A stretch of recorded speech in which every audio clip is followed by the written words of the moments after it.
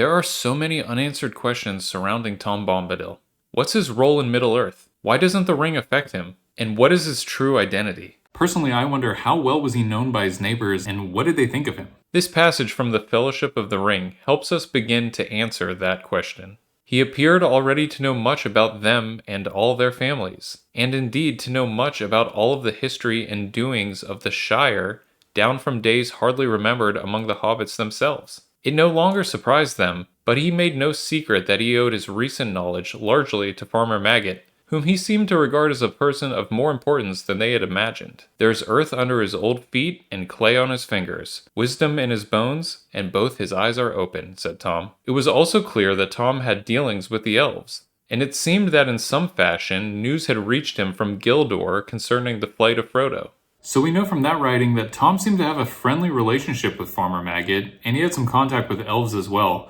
But what really interests me is his connection with Farmer Maggot. Because we know that Maggot is a good guy, but living on the borderlands, he tends to be on his guard for strange travelers and goings-on, just like he was with the Black Riders. So I'm dying to know what he thought of Tom Bombadil. Obviously, I don't think that Maggot would be afraid of Tom, but hobbits do have a knack for noticing things out of the ordinary. Just like how they got very suspicious of Bilbo and Frodo for never aging, you would think that at some point Maggot would notice that Tom never really ages himself. Maybe hobbits don't understand the lifespans of men. We know they tend to shy away from the big people, so this would be a reasonable explanation. But what about the fact that he sings all the time? Maybe he just thought Tom was an oddball and left it at that? But did he ever see Tom use his power? I like to think that one might stick with him as a bit different. It's difficult to say, but using some clues from Tolkien, we can make some guesses. It definitely seems like Tom and Maggot were more friends than just neighborly acquaintances. He made no secret that he owed his recent knowledge largely to Farmer Maggot,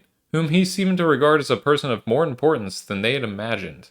There's earth under his old feet and clay on his fingers, wisdom in his bones, and both his eyes are open, said Tom. A lot of people speculate on why Tom viewed Maggot as someone of higher importance than most thought, but I think the answer is pretty clear. To me, it makes perfect sense that Tom Bombadil would have a lot of respect for a farmer. Tom is deeply connected to nature and the land, living a carefree life that's in harmony with the world around him. A farmer, like Farmer Maggot, shares that bond with the earth, working the land and tending to it.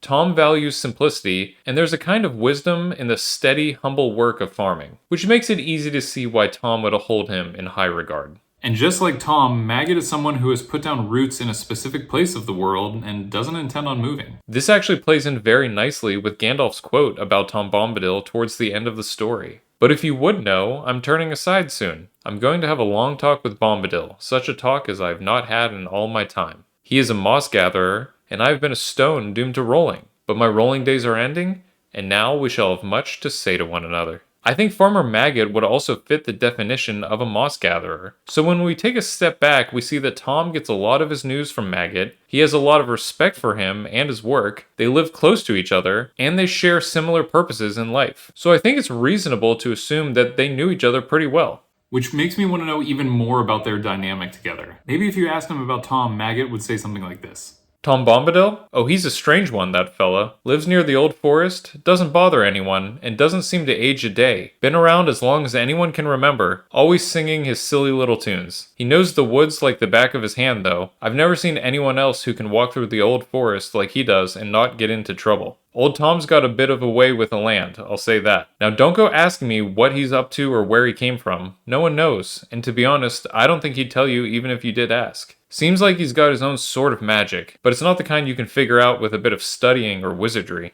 I'll be honest, I'm not sure how he does it, but I'm not one to question what works. Best to let Tom be Tom. I really like this approach because it depicts Maggot as the kind of neighbor who just minds his own business and doesn't really get involved with other people's issues, and I think that fits well with his character in the books. Now, there is specific writing from Tolkien that shows the friendship and bond between Maggot and Tom Bombadil, but please bear with me.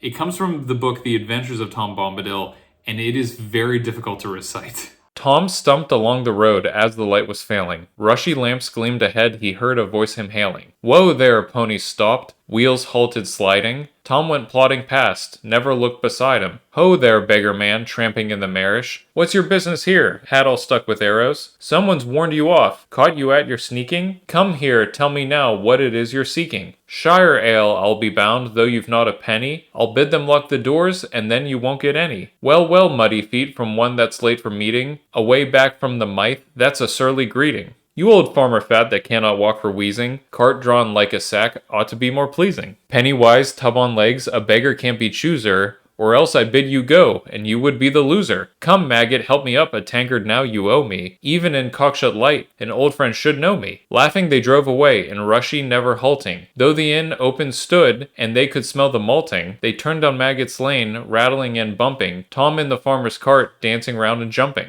Stars shone on Bamfurlong, and Maggot's house was lighted. Fire in the kitchen burned to welcome the benighted. Maggot's sons bowed at the door, his daughters did the curtsy, his wife brought tankards out for those who might be thirsty. If you had trouble following that, let me summarize it for you. As Tom Bombadil walks along the road in the early evening, he's called out to by Farmer Maggot, who's riding by in his cart. Maggot teases him about his appearance, especially his hat stuck with arrows. He jokingly accuses Tom of being a beggar, and Tom responds with playful banter, calling Maggot names and mentioning his own weariness. Despite the teasing, Tom asks for a drink, and Maggot, in good humor, offers him a ride in his cart. They travel together down the road, and when they reach Maggot's house, the family welcomes them warmly, the fire is lit, and drinks and food are served. I think this is such an awesome window into the friendship between Bombadil and Farmer Maggot. It's also very relatable and makes readers look at Bombadil in a new way. Yes, he may be some mythical ancient being with incredible power, but he's also just like a regular dude. He enjoys joking around with friends and grabbing a drink every now and then. In my head, Tom Bombadil and Farmer Maggot are essentially best friends. They share similar interests and enjoy spending time together. But there are other residents of the area besides Maggot. The Bucklanders live just across the Brandywine River and much closer to the Old Forest and Tom Bombadil than even Farmer Maggot. So did they know about Tom? And if they did, what did they think of him? We actually can let Tolkien answer this one himself. This passage comes from his book, The Adventures of Tom Bombadil. They also show that the Bucklanders knew Bombadil, though no doubt they had little understanding of his powers as the Shire folk had of Gandalf's. Both were regarded as benevolent persons, mysterious maybe, and unpredictable, but nonetheless comic. So it's canon that the hobbits in the area knew Bombadil and were on pretty friendly terms with him. Although in The Adventures of Tom Bombadil, there is a part where the hobbits of Buckland seem to not really know who he is at first, and they shoot arrows into his hat, but that seems to be chalked up as more of a misunderstanding or kind of a prank on Tom than anything sinister. I think it's really fascinating that we get to see other characters interacting with Tom and living alongside him. And it's funny how the hobbits nearby just seem to view him as a neighbor instead of this mysterious ancient being. And maybe that's why Tom chose to live around hobbits, because they don't ask big questions or try to figure him out. They're simple folk, content with what's right in front of them, and that's probably exactly what Tom wants. To live peacefully without anyone digging in too deep into who or what he really is. And the hobbit lifestyle seems to align more with Tom Bombadil's personality than any other peoples of Middle-earth. So Tolkien himself admitted through his writing that Tom isn't some super secretive or hard-to-find person. It's just that most people haven't really bothered to find out who or what he really is. Frodo tried, but didn't get much of an answer from Tom or his wife Goldberry. But maybe that's why Gandalf decided to meet up with Tom shortly before he departed Middle-earth. If you're interested in that story, I did a video covering it, and the link is in the description below. Thanks for watching. I hope you enjoyed this exploration of Tom Bombadil. Remember to like and subscribe, and I'll see you all in the next one.